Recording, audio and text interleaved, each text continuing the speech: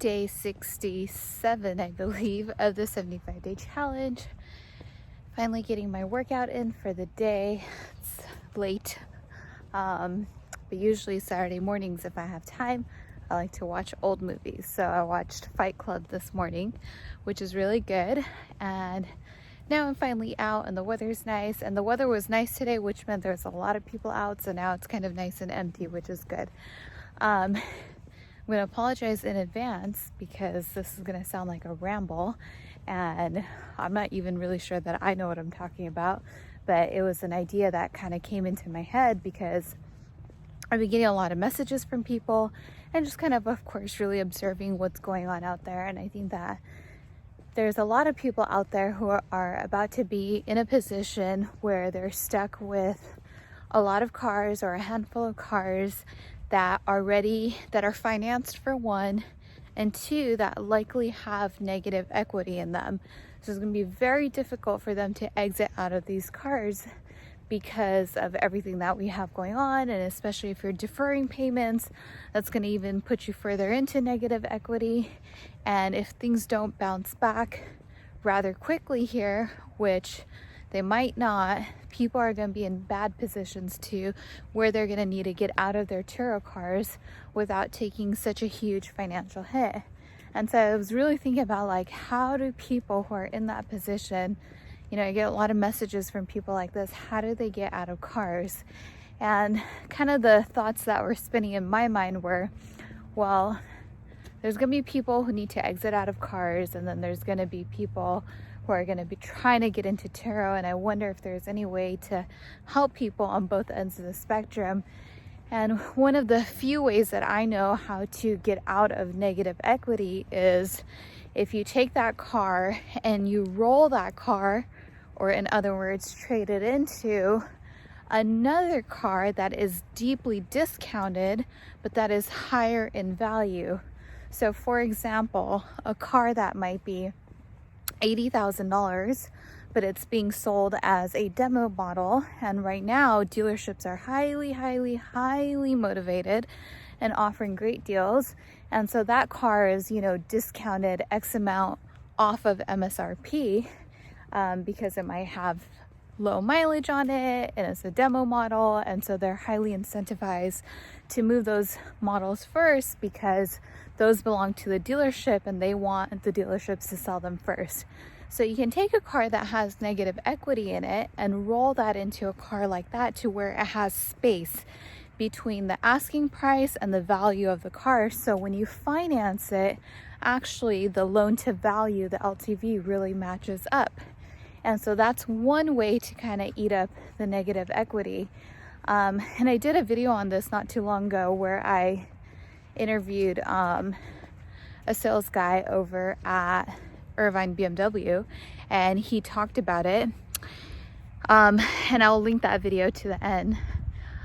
So basically my kind of rolling thought on that was, if the person who's trying to get out of the car obviously holds a note on the car, trades that car in, and what if they were only responsible for the amount of negative equity? That would really lower the payments that they owe on the car, and hopefully it's not much. And usually if you work with the dealerships really well, you can really get that negative equity number down. And they have ways, it's to their discretion on how they can bump the value on cars. And so that person getting out of the car is only responsible for the negative equity that they owe. And then the person that is taking on the new car has a new car note, and although the payment may seem higher, it technically wouldn't be as high because the owner of the trade-in car would be responsible for the negative equity. So I don't know, it probably sounds like I have no idea what I'm talking about, but these are just some rolling thoughts in my mind about how some people could get out of cars that they have negative equity in, and how other people can get into cars. And I'm sure there would be some real contractual logistics involved or something, but just kind of an idea that I had. I have to keep going on these walks and thinking about how something like that could work. But on another note, today was one of those days where I had major pain in my side renters. Just some days are like that, and it's interesting because I've always noticed that they always come in like pairs, 2 or 3 at a time, and that's exactly what happened today. First, this morning I had a renter for my Vanderhall. Guy got there, he's here from out of state.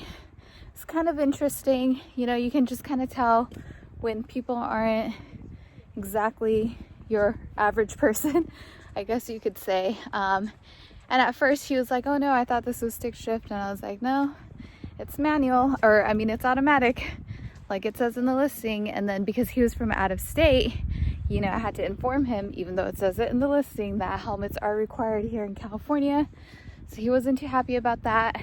And you know, these were just kind of obstacles. And then, so, you know, I could tell he wasn't too happy. So, you know, I kindly offered, I was like, hey, if you don't want to move forward with the rental, it's cool. Like, I'll cancel it and offer you a refund. And the guy was actually kind of nice. So he ended up taking me up on that offer because that's not what he was expecting, even though it was in my listing. And if I really wanted to, I could have just been like, well, you know, too bad, but it's trying times. So I'm trying to be as patient as possible with people. But the good part was I called into Turo.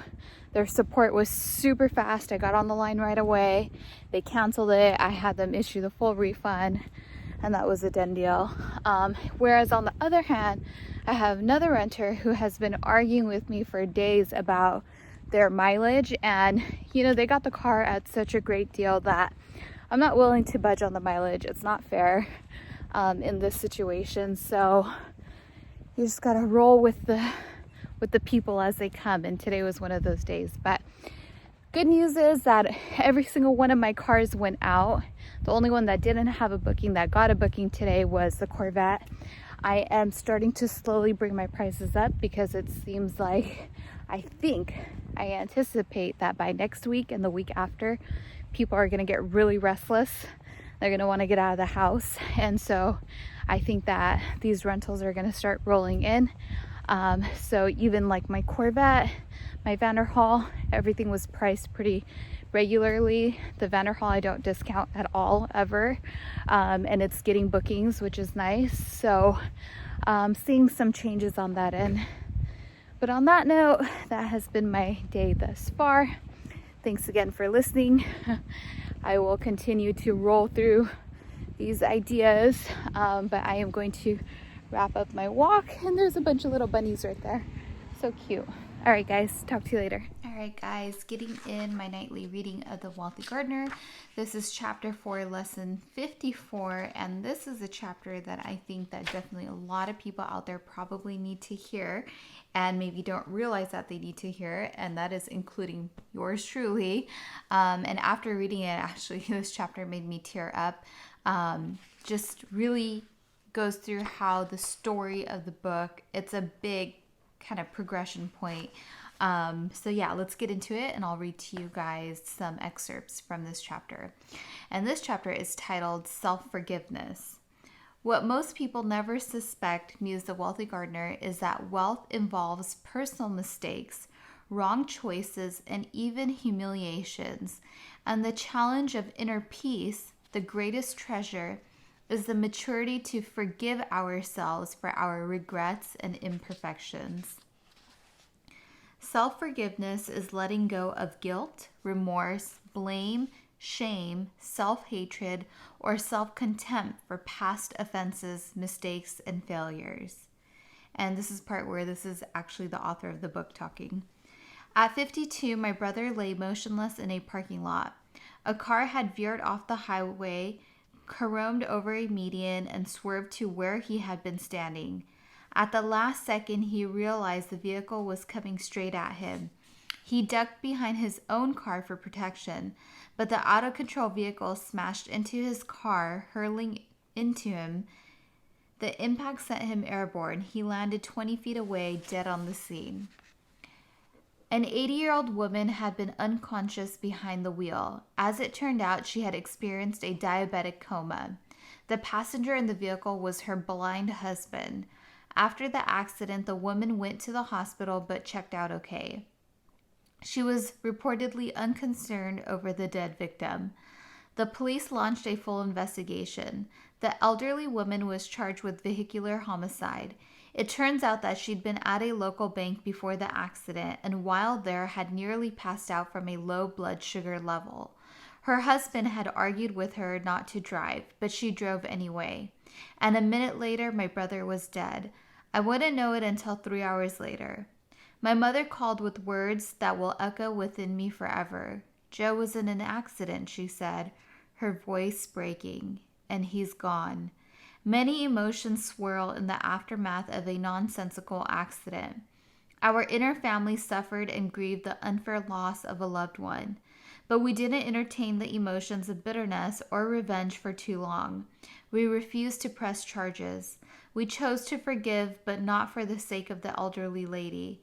We chose to forgive for the sake of ourselves. Only by forgiveness can we suffer tragic loss or soul-crushing failures and come out unscarred and undamaged. Forgiveness does not mean ignoring the pain. It means deciding that the pain will not control what's left of our life. Forgiveness heals the wounds of the soul. It gives us closure.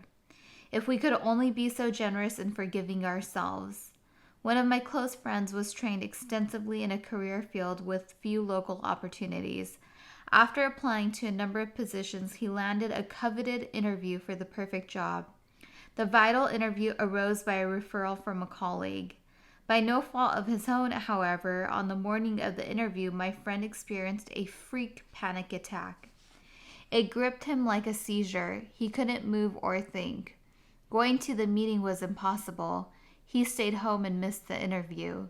He hadn't chosen the panic attack, but he has never forgiven himself for it.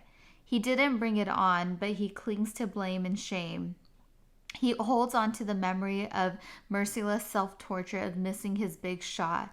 He will not forgive what he calls the big choke.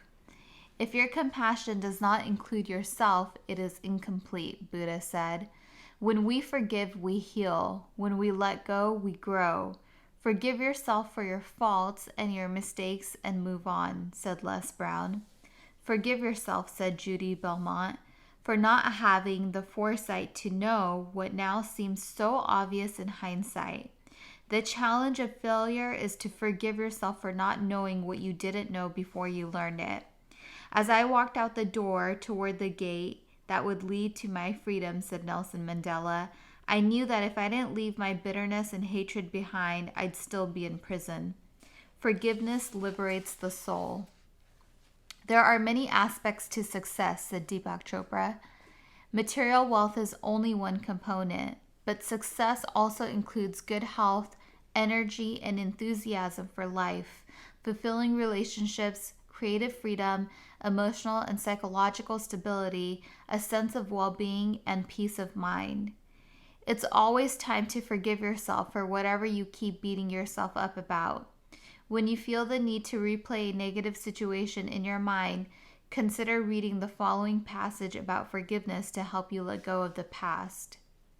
God, grant me the serenity to stop beating myself up for not doing things perfectly, the courage to forgive myself for mistake of the past, and the wisdom to know that yesterday's regrets do not define who I am today. The life lesson, self-forgiveness. I used to beat myself up over mistakes and regrets, but I found that self-forgiveness allowed my brightest future. Whew, that was a really good chapter, and I'm sure one that pretty much everyone out there can relate to, including myself.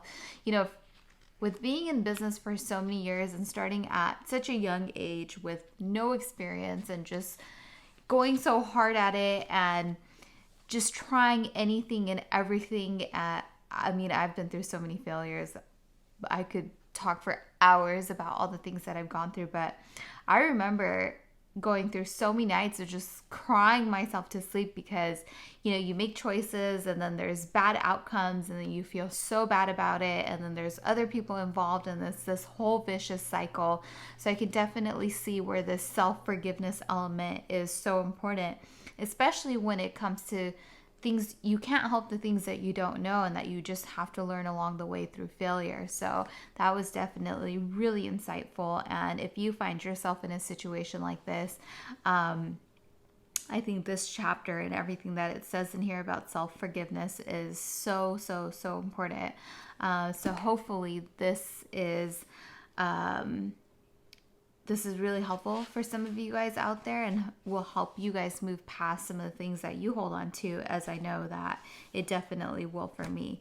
And on that note, I am going to call it a night for today. Today is day 67, I believe, of the 75-day challenge. This is The Wealthy Gardener by John Sferrick, and a link to this book is down in the description below, as well as more information on the 75-day challenge.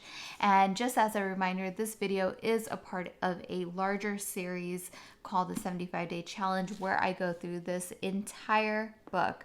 And I might have to double up on some lessons towards the end just to get it done within the days, but kind of worked out perfect. So if you're looking for something to listen to, just go to the main page of my YouTube channel, look for that playlist, and you will see all the videos, and you can basically listen to this entire book. But I would definitely recommend getting the book so that you can follow along with it, because it's just overall a great read. And obviously I don't read the entire chapters, and there is just so much good stuff in here. All right, guys, take care, stay safe, stay healthy, and I'll talk to you guys tomorrow.